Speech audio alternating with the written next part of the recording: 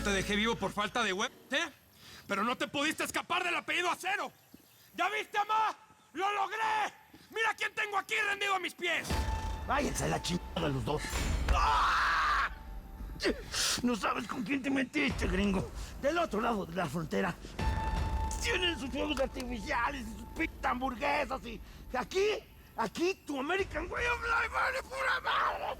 ¡Ah! De este lado de la frontera yo soy el Alengo. ¡Ah! No estás en posición de amenazar a nadie, Y tienes toda la razón. Mi padre es gringo, pero mi madre es mexicana. Llevo la sangre azteca en las venas. ¿Y sabes qué? También puedo hacer las cosas chuecas como tú. Que conmigo ya te jodas. ¡Bien! ¡Bien, gringo! ¡Así se hace, cap... En tus ojos puedo leer la desgracia, gringo. Aborreces mi lengua, porque el día que te aliaste con los Acero firmaste para nunca volver a dormir en paz. ¡Ya, cállalo, cállalo, cállalo! Nunca vas a volver a cerrar un pinche ojo en tu vida.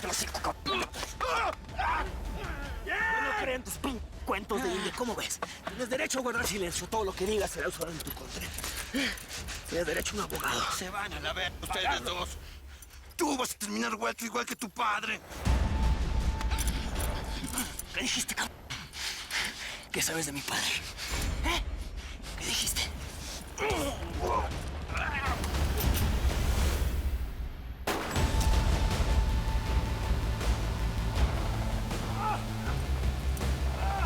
¿Dónde te vio? ¡Agárralo, ¡Ahora no cantó este colote, put! ¡Ahora no cantó! ¡Ahora no cantó este colote! Mil gracias por seguirnos en YouTube. Si te suscribes aquí, encontrarás todos los capítulos de La Señora Acero 3, La Coyote. También puedes visitar telemundo.com, donde encontrarás todos los capítulos de esta superserie.